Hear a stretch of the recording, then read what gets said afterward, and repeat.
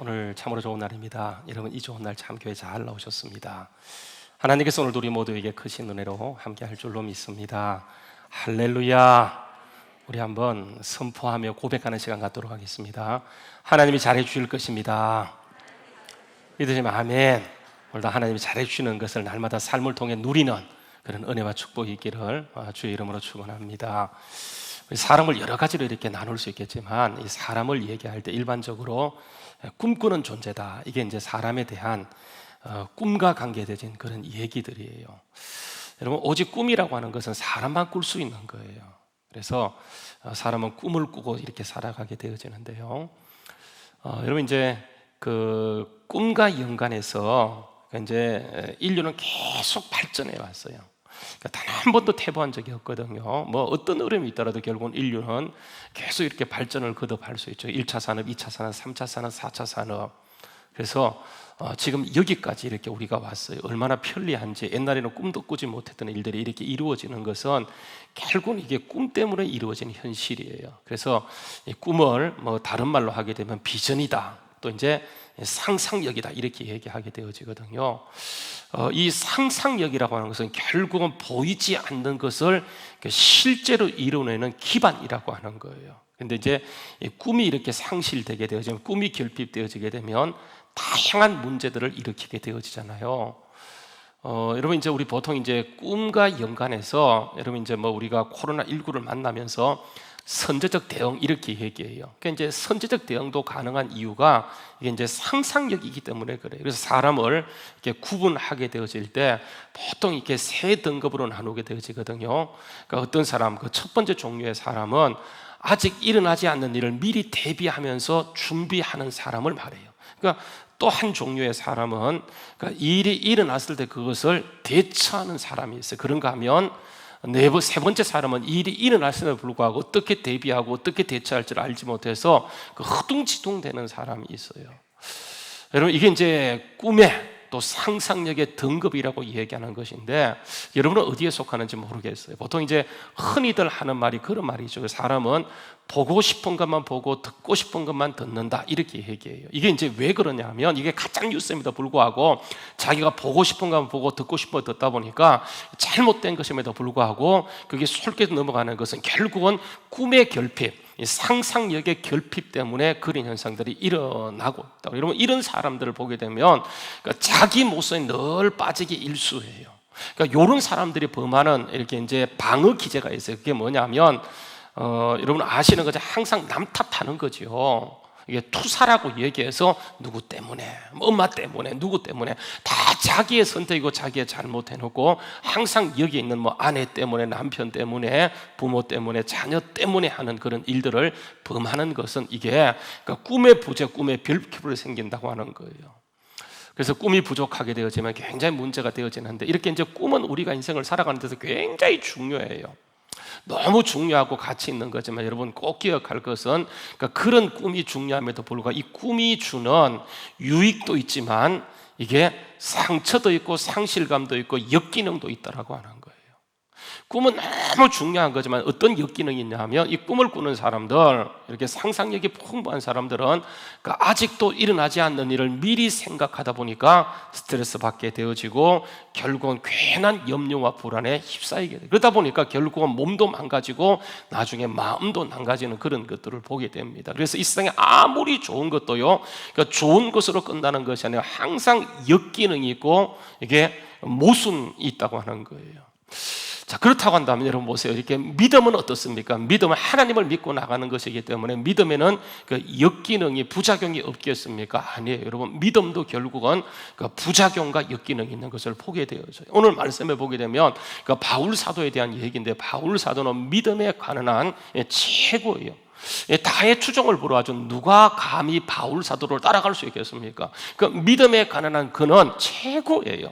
그 예수님 이후로, 어쩌면 예수님 전에도 바울 같은 사람이 없을 것이고 바울은 예수님 이후로 그 가장 예수를 잘 믿었잖아요. 얼마나 예수를 잘 믿었던지 누차 얘기하는 거지만 성경을요, 신약 성경 27권 가운데 적게 잡아도 13권을 기록할 정도로 바울 사도는 그 믿음에 관한 한 최고예요. 그렇게 믿음이 좋고 성경을 이렇게 13권씩 기록할 사람이라고 한다면 그 문제가 없어야 되잖아요. 그죠? 엮이는 게 없어야 되는데 바울의 인생을 돌아보게 되면 굉장한 엮이능이 있는 것을 보게 돼요. 여러분, 그 엮이능이 오늘 말씀 8절에 소개되거든요. 바울 사도가 이런 얘기합니다. 그러니까 우리는 자기를 얘기하는 거예요.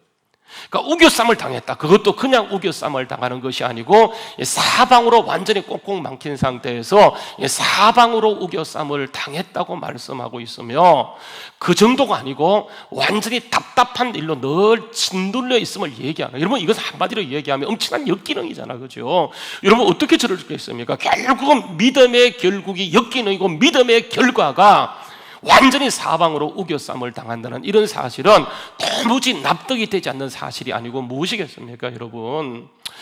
도무지 이해가 안 되는 거예요. 여러분, 바울 사도가 얼마나 힘들었는지, 바울 사도는 이런 일 때문에 다 죽음을 생각하며 살아갔던 사람이에요. 바울 사도, 여러분 12절 말씀에 보게 되면 그런즉 사망은 내 안에서 역사한다 이렇게 얘기하는 거예요. 우리는요, 바울 사도가 이게 1인칭 복수로 사용하고 있지만 자기 자신을 향해서 하는 말씀인데, 그 안에 항상 역사하는 게 뭐냐, 사망이라고 얘기할 정도로 그는 언제나 그 죽음을 생각하며 살아가는 거예요. 그 정도로 힘든 거예요. 왜냐하면 완전히 꽉꽉 막히니까, 모든 하는 일마다 안 되니까. 여러분 얼마나 힘들어서 정말 죽음을 생각할 정도이고, 그는 매우 깝깝한 그런 상황이에요. 여러분 보세요. 믿음으로 나가게 되면 여리고성도 무너져야 되고, 믿음으로 가게 되면 골리앗도 나가 떨어져야 되는데, 바울 사도는 믿음으로 나가면 나갈수록 그를 막고 있는 것이 완전히 사방으로 철벽을 쳐서 그를 괴롭히게 될 때 바울이 받았던 마음의 충격과 상처는요, 이게 이루 말할 수가 없을 정도였다고 하는 거예요. 여러분, 그런 바울 사도가 정말 원망은 없겠습니까? 뭐 대놓고 원망을 하지 못했지만 그 마음속에 그 일말의 원망이 얼마든지 있을 수 있다. 여러분 왜 그러냐? 바울 사도는 질병을 달고 살아갔거든요. 이 불치병이에요. 하나님께 이 질병이 너무 불편해서 이걸 없애달라고 3번씩 간절하게 금식하며 기도했는데, 하나님께서는 없애주기는커녕 다시는 기도하지 말라고 말하니까, 여러분 바울 사도가 뭐 하나 마음 편한 구석이 없다 보니까 그 마음속에 엄청난 불편함과 꽉꽉 막힘을 가지고 살아가면서, 그러니까 대놓고는 못하지만 그 마음속에 원망과 불평이 있을 수밖에 없지 않겠습니까? 한번 생각해 보세요. 이거 이해되십니까? 저는 잘 이해가 안 돼요.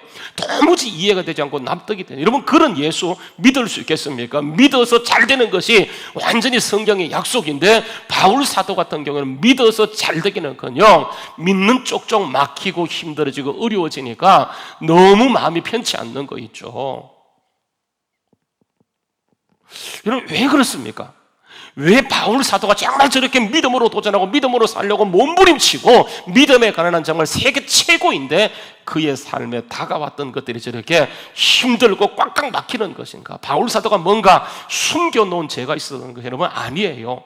바울은 겉과 속이 똑같은 사람이에요. 절대로 잘못이 없어요. 그런데 왜 바울이 믿음으로 사는데 저렇게 힘들고 어려운 것인가? 하나님이 좀 고약해서 그런 분입니까?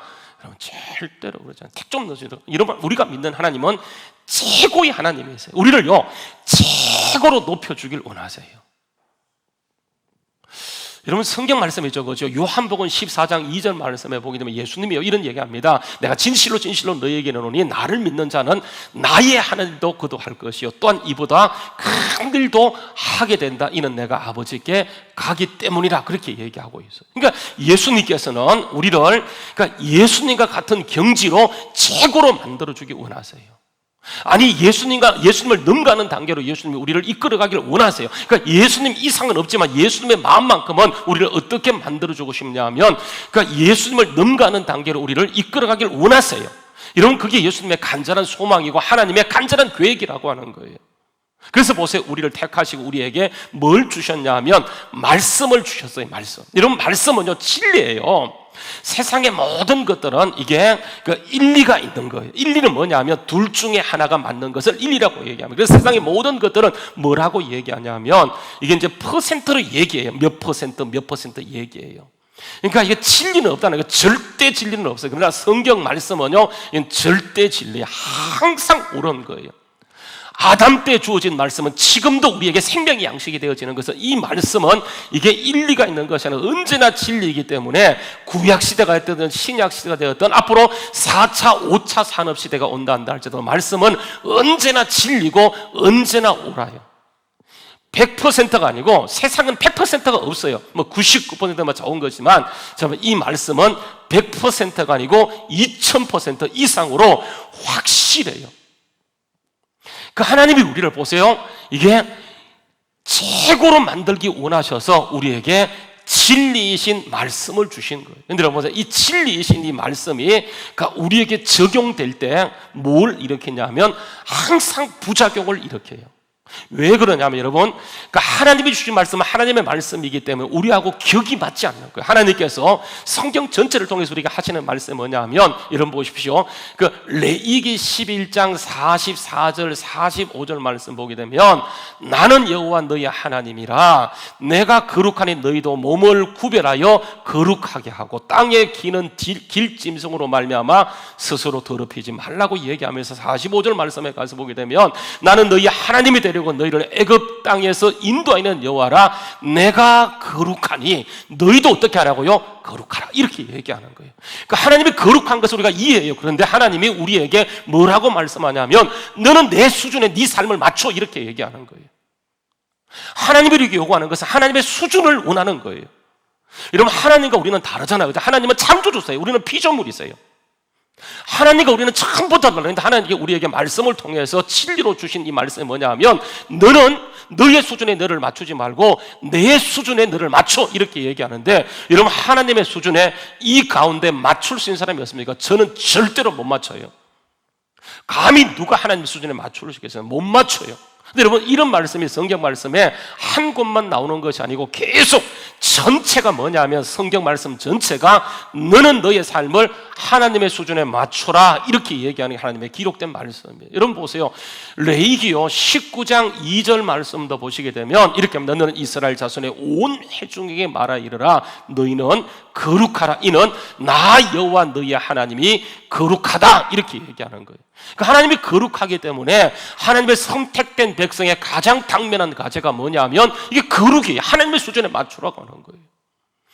여러분, 레위기 20장요. 지금 레위기만 제가 얘기하는, 다른 성경도 다 마찬가지예요. 전체가 이걸 얘기하는데, 레위기 20장 26절 말씀도 가서 보게 되면, 너희는 나에게 거룩할지다. 이는 나 여호와가 거룩하고 또 내가 또 너희를 나의 소유를 삼기 위해서 내가 너희를 만민 중에 택하여서 구별하였다. 택하여 세웠다고 얘기하는 거예요. 여러분, 성경 말씀 전체는 우리에게 뭘 자꾸만 얘기하냐면, 너는 하나님의 수준에 맞추어서 하나님이 거룩한 것처럼 너 거룩해야 돼, 너 거룩할 것을 우리에게 끊임없이 말씀하고 있는데, 다시 말하면 하나님과 우리는 수준과 레벨이 전혀 달라요. 어느 누구도 아무리 노력한다 한다 할지라도, 정말 자기의 몸을 불사르게 내어준다 할지라도 하나님의 수준에 맞출 수 있는 사람은 아무도 없어요. 절대로 못 맞춥니다. 레벨 차이가, 이거는 한 끗 두 끗 차이가 아니고 하늘과 땅보다 더 나기 때문에 절대로 맞출 수가 없어요. 그래서 하나님 말씀은 정말 진리지만 그 말씀이 우리에게 적용될 때 반드시 동반되는 것이 뭐냐 하면, 부작용 내지는 이게 역기능이 나타나게 되어져요. 이것을요 누가 좁혀주냐면 하나님이 좁혀주세요. 그래서 이걸 좁히기 위해서 친히 이 땅에 오신 분이 하나님 자신이신 예수님이세요. 예수님. 그러니까 예수님은 우리가 절대로 하나님의 수준에 맞출 수 없기 때문에 그분이 우리 수준으로 오세요.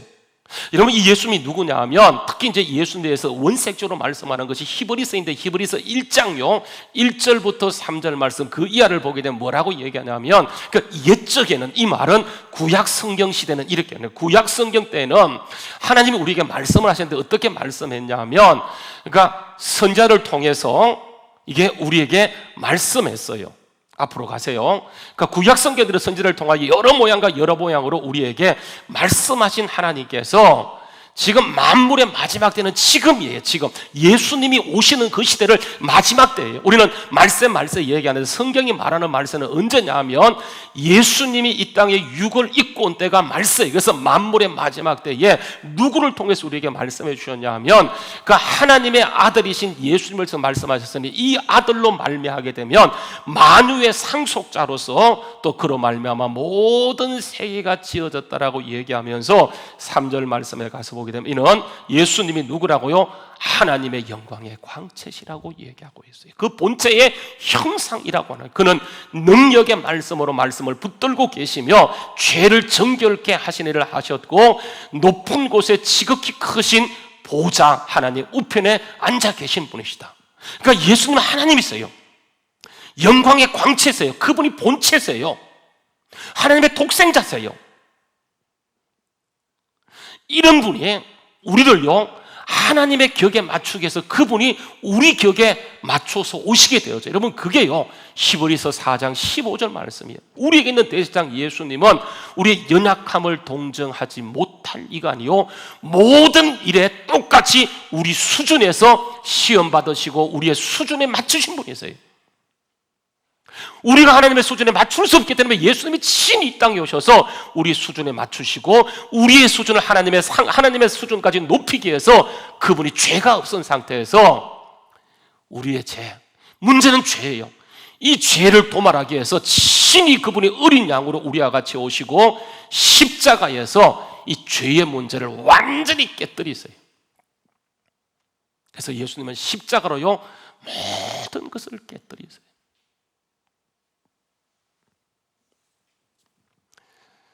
십자가에서 모든 걸 다 이루세요. 할렐루야. 그러니까 예수님이 십자가를 통해서 모든 걸 이루시는데 여러분 잘 보십시오. 이렇게 얘기합니다. 다 이루었다라고 얘기하게 되어져요. 예수님은 처음부터 십자가를 지기 위해서 오신 분이세요. 어느 날 갑자기 하다가 십자가에 그냥 코너에 몰려서 예수님이 십자가에 못 박혀 돌아가신 것이 아니고 구약 성경 전체는요 뭘 얘기하냐 하면 십자가를 얘기하는 거예요.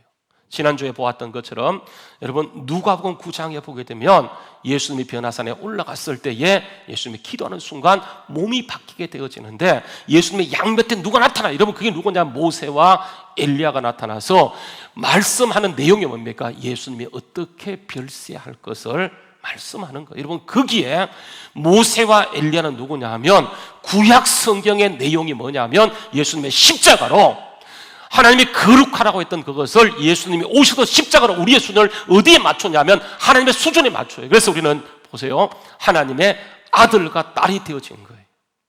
하나님을 아빠 아버지라 부르짖게 되어져요. 우리 수준이 여러분 죄는 있어요. 우리는 예수 믿는 순간 용서받은 죄인이에요. 죄인은 죄인인데 용서받았어요. 죄는 있는데 예수님이 십자가로 그 모든 죄를 용서했기 때문에 이 죄가 더 이상 우리에게 아무런 문제가 되지 않아요. 많은 사람이 아직도 죄 타령하는데 여러분 죄는 있어요. 그런데 그 죄를 예수님께서 십자가에서 완벽하게 깨뜨리고 해결했기 때문에 그 죄 때문에 하나님께 나가는데 전혀 문제가 되지 않아요. 여러분 잘 아는 말씀이죠. 보세요 요한 1서 1장 9절 말씀에 보게 되면 그게 뭐라고 얘기하냐면 이렇게 얘기합니다. 요한 1서 1장 9절 말씀에 여러분 보시게 되면 거기에 그러니까 우리가 만일 우리의 죄를 자백하면 저는 미쁘시고 의로우사 우리의 죄를 깨끗게 하시며 우리의 모든 불의의 수를 어떻게 한다고요? 깨끗게 하신다고 얘기하는 거예요. 그러니까 죄가 있어요. 근데 여러분 그 죄가 있음을 인정하고 주님 앞에 그 사실을 인정하고 나가게 되면 그 죄를 예수님의 십자가 상태에서 깨끗이 용서하시고 우리를 다시 마치 죄를 짓지 않는 상태로 우리를 돌려주시는 거예요. 이게 뭐냐면 십자가의 능력이고 우리를요 하나님의 아들로 하나님의 자녀로 만들어 주셨어요. 그래서 여러분 보세요 잘 아는 말씀이죠. 로마서 8장 15절 말씀에 보게 되면 우리는 다시 무사는 종의 영을 받지 아니하고 뭘 받았다고요? 양자영을 받았으므로 우리가 하나님을 아빠 아버지라 부르짖게 된다. 그렇게 말씀하는 거예요. 그러니까 하나님의 수준을 맞춰준 거예요. 그래서 하나님의 수준에서 우리는 하나님을 아빠, 아버지라 부르짖고 선포하게 나가게 된다고 하는 거예요. 여러분 이것을 확정해 주기 위해서 우리에게 하나님께서는 예수님이 가시는 순간 뭘 부어주시냐면 성령님을 보내주셨어요. 여러분 그게 바울 사도가 누차 강조, 성경이 계속 강조하고 있는 내용인데 여러분 고린도 후서 1장 21절 말씀에 보게 되면 하나님의 신데 어떤 하나님이냐 우리를 너희와 함께 그리스도 안에서 굳건하게 하시고 우리에게 기름을 부으신 분이 하나님이신데 그 다음 절 보게 되면 그가 또한 우리를 인치시고 보정으로 우리 속에 뭘 넣어주셨습니까? 성령을 부어주신 거예요. 고린도서 5장 5절 말씀도 다시 한번 강조합니다. 뭐라고 얘기하냐면 이것을 우리에게 이루게 하시고 하나님의 수준으로 이루시고 보증으로 우리에게 뭘 부어주셨냐면 우리 속에 성령을 부으셨어요. 다시 말하면 예수님이 친히 절대로 하나님의 수준에 도달할 수 없는 우리를 하나님이 오시고 십자가에 죽으시고 그 모든 것을 이루시고 하나님의 수준에서 살아갈 수 있도록 끊임없이 우리에게 역사하는 분은 누구냐면 하나님이기 때문에 우리는 하나님을 아빠 아버지라 부르짖게 되는 거예요. 엄청난 권세를 받았어요. 한번 따라서 하세요. 나는 엄청난 사람이다. 우리는 엄청난 사람이에요. 근데 보세요. 이 엄청난 것을 계속 유혹하는 자가 있어요. 그게 누구냐? 마귀입니다, 여러분.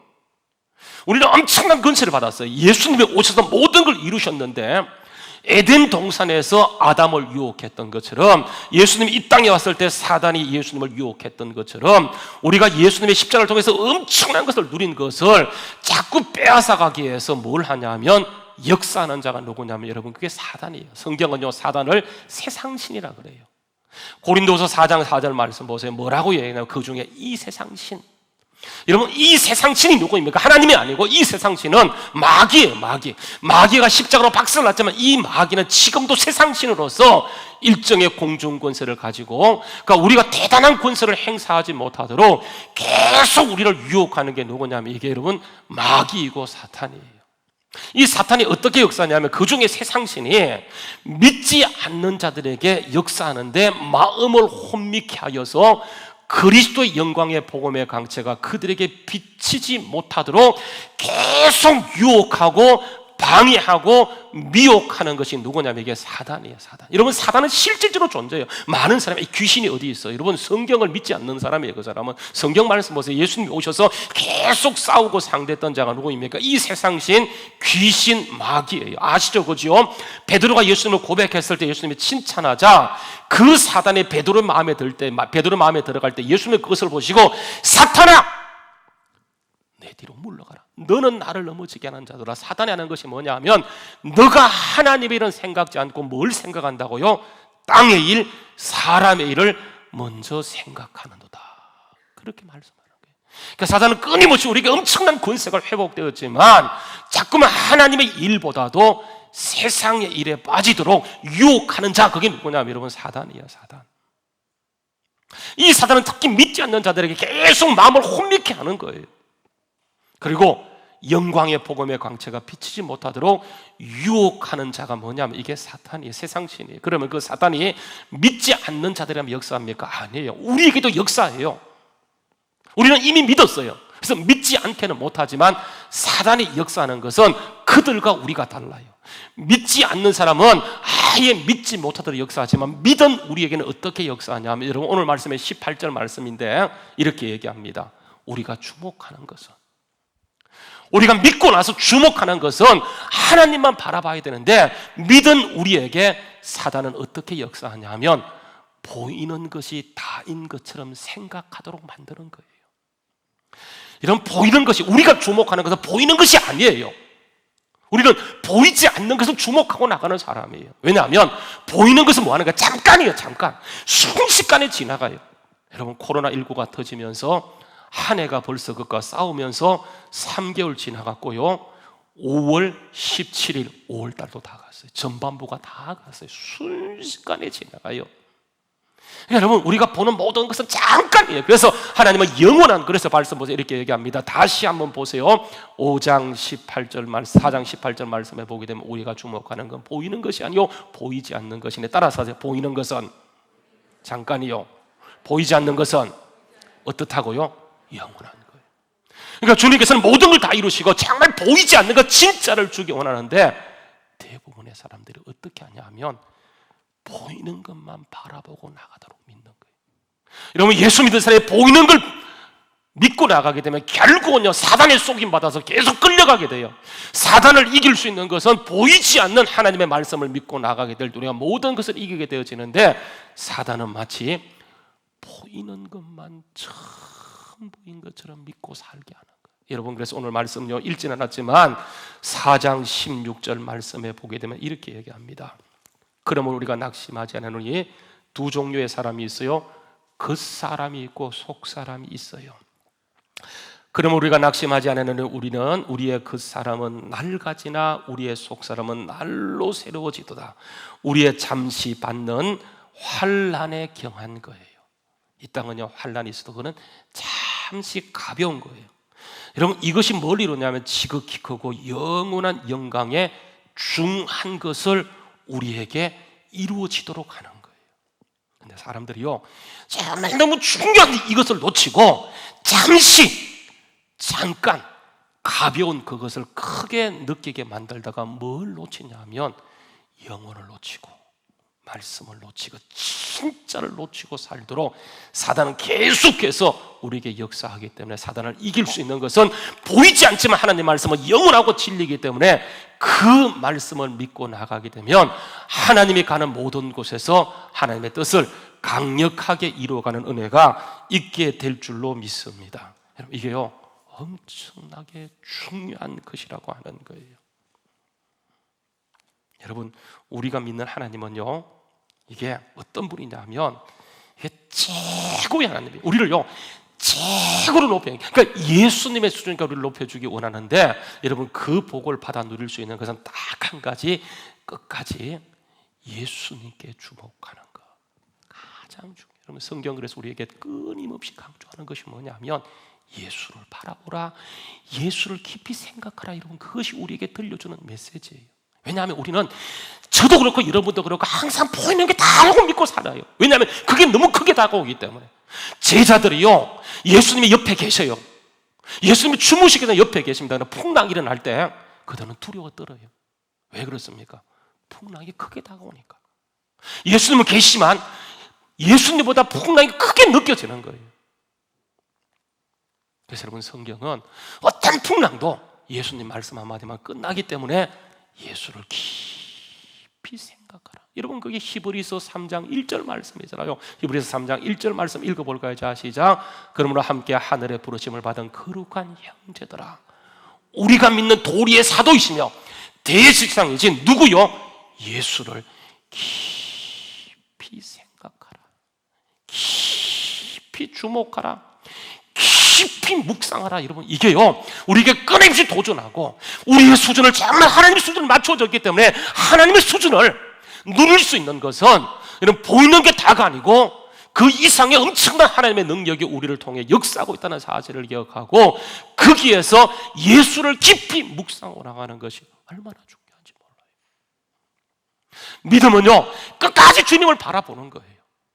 방해가 있고 보이는 게 다 한 것처럼 느꼈지만 하나님의 약속은 1.1억도 변함이 없기 때문에 끝까지 그 약속을 의지하고 나가는 거, 이게 믿음이잖아요. 그렇죠? 바울 사도 보세요. 하나님이요, 우리가 말씀을 통해서 하나님의 역사하는 패턴을 잘 아셔야 되는데, 이랬으면 참 좋을 것 같아요. 여러분, 예수님이 오셔서 우리의 수준을 어디까지 높여주셨다고요? 예수님까지 높여주셨다. 그러면 우리의 몸을 완전히 로봇처럼, 그렇죠? 4차 산업시대에 맞는 몸으로 만들어주면 참 좋겠어요. 5차 산업, 아니요, 막 10차 산업에 그 맞는 몸으로 만들어줘서 4차 산업의 몸은, 4차 산업은 그냥 깔볼 수 있을 정도로 그렇게 만들어면 참 좋겠는데, 여러분, 우리 몸을 그 상태로 두셨어요. 그래서 힘든 거, 역기능이 나타나요.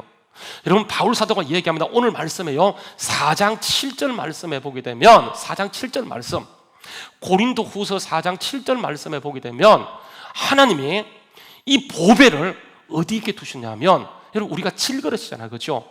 그러니까 주님의 수준에 맞췄다 그러면 우리를요 보배에 맞는 보배함으로 만들어주면 참 좋았겠는데, 하나님께서는 여전히 우리를 옛날 지어진 연약한 그대로 둔 거예요. 그리고 연약한 거기에 뭘 담아두셨냐면 보배를 준 거예요. 격이 안 맞아요. 격이. 그래서 여러분, 이것 때문에 힘든 거예요. 내가 예수 믿는데 정말 내가 좀 능력 있고 멋지고 키도 갑자기 잘생겨지고 키도 커지고 얼굴도 멋있고요, 모세가 좀 이렇게 광채가 났던 거지, 광채가 좀 나면 좋겠는데 목사도요 오종종종하고 뭐 키도 크지 않고 하다 보니까 이게 우리를 힘들게 해요. 그게 하나님의 전략이, 하나님의 전략. 하나님의 전략은 뭐냐 하면 이 보배, 이것을 어디에 두셨냐면 연약한 이것에 두시고, 하나님의 역사의 패턴이 뭐냐면 이렇습니다. 우리가 이 보배를 질그릇에 가졌으니, 이는, 한번 읽어볼까요? 자, 이는, 자, 시작. 자, 보세요. 하나님이 이렇게 하신 것, 우리를 바꾸지 않고 보배를 우리 속에 두신 이유가 뭐냐 하면, 이는 힘이 큰 능력이 우리에게 있지 않고 누구에게 있으면 알게 하는 거예요? 하나님께 있으면 알게 하는 거예요. 끝까지 하나님은 바라보고 끝까지 주님을 의지하고 나가는 게 주님의 계획인데, 우리는 어떻게 하냐면 내가 질그릇으로 남아있는 그 자체를 불편해요. 아니요, 여러분, 그렇지 않아요.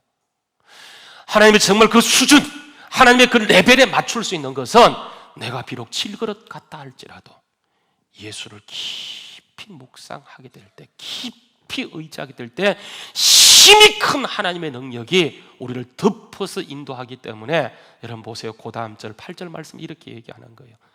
사방으로 우겨쌈을 당하여도 쌓이지 않고요, 답답한 일을 당하여도 낙심하지 않고요, 박해를 받아도 버림받지 않고 끄꾸리됨을 당하여도 망하지 않고, 오히려 항상 예수 죽음을 몸에 짊어지고 다니는 것은 뭐가요?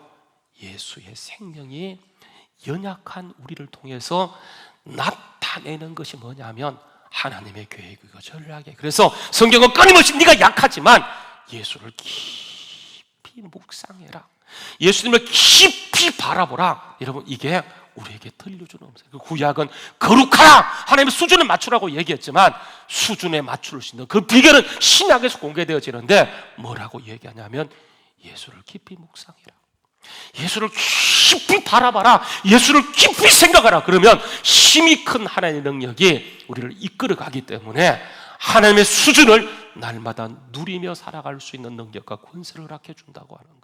여러분, 그 수준을 누렸던 사람이 누구냐 하면 구약 성경에 돌아가서 보게 되는 다니엘 같은 사람. 여러분, 이제 이스라엘 민족이요 결국은 멸망하는데, 남한국이 멸망하고 나중에 이렇게 북한국이 멸망하고 남한국도 멸망. 이런 남한국이 멸망한 시대가 언제냐면 주전 527년 28년경에 멸망하게 되어져요. 그때요 남한국을 멸망시킨 나라가 이게 바벨론이에요.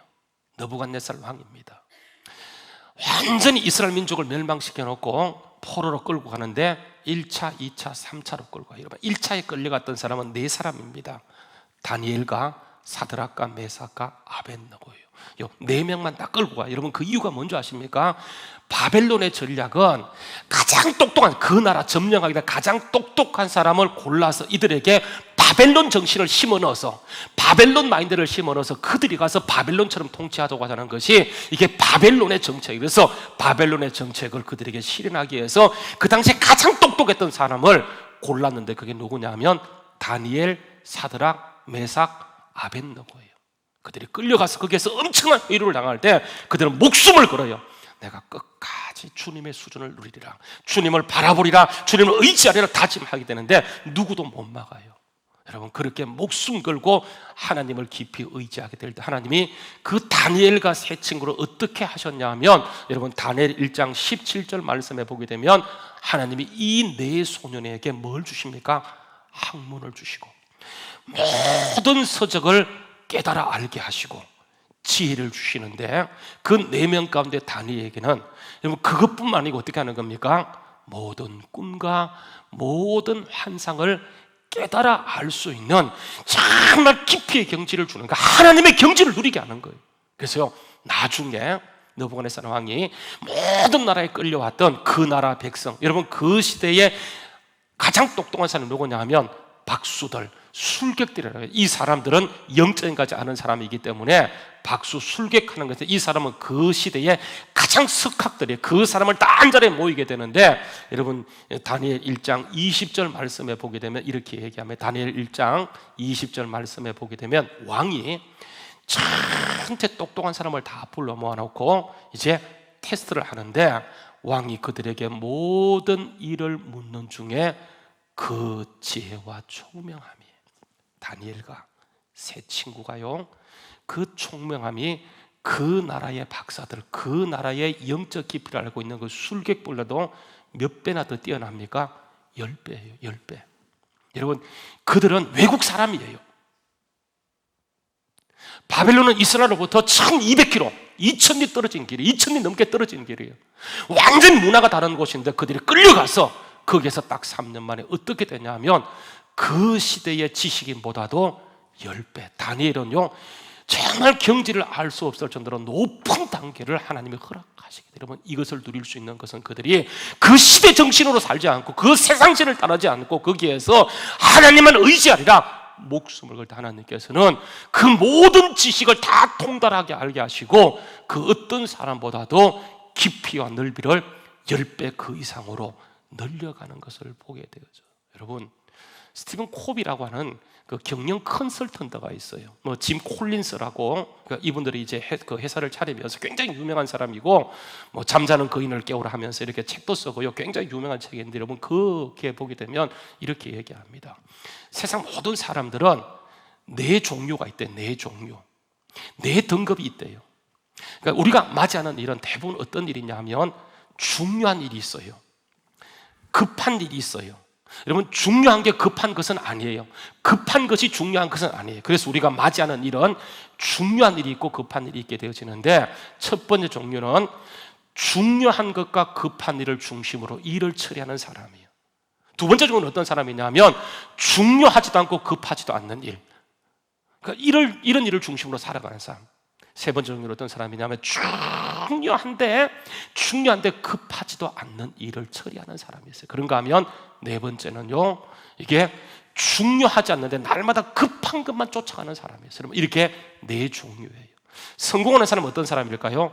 중요하면서도 급한 일을 쫓아가는 사람은 성공해요. 그런데 보세요, 스티븐 코비하고 짐 콜린스가 정말 세계를 연구하면서 깨닫게 된 것이 뭐냐 하면, 다음 세대를 여는 사람은 어떤 사람이냐 하면 중요한데 급하지 않는 일에 최선을 다하는 사람이 다음 세상을 열어가더라고 하는 거예요. 무슨 말인 줄 아십니까?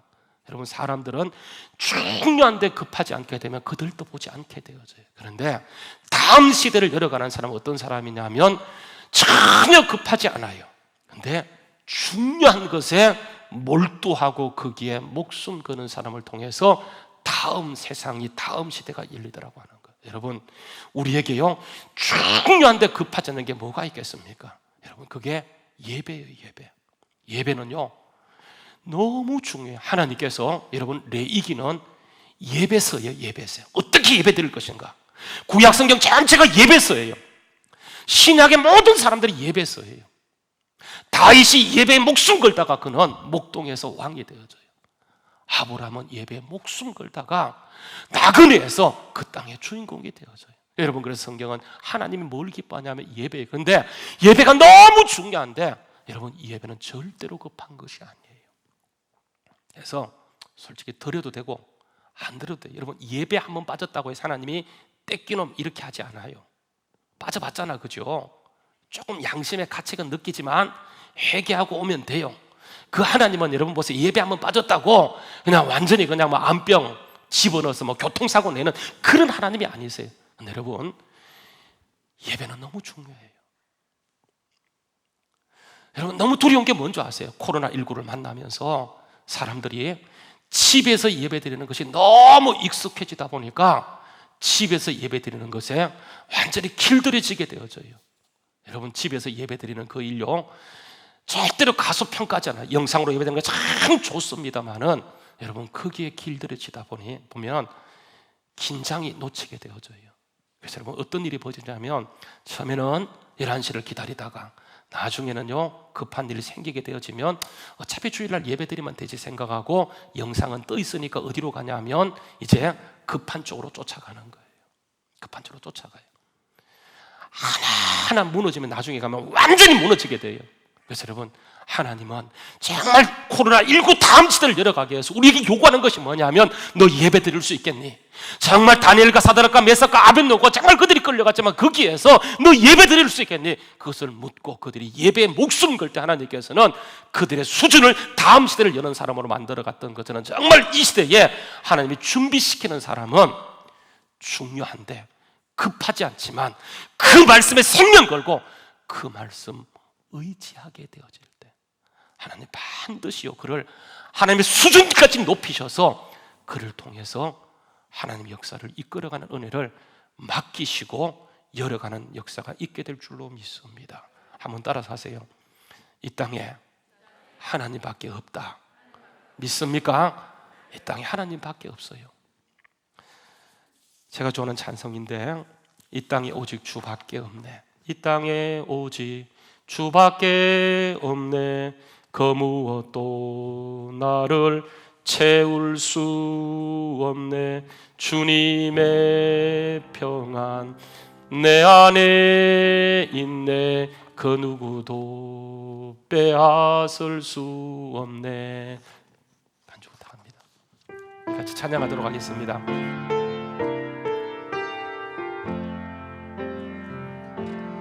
이 땅에 오직 주밖에 없네. 그 누구도 나를 채울 수 없네. 주님의 평안 내 안에 있네. 그 누구도 빼앗을 수. 우리 다 일어나서 한번 찬양하겠습니다. 이 땅에 오직 주밖에 없네. 일어나서 찬양하시겠습니다. 오직 주밖에 없네. 그 누구도 나를 채울 수 없네.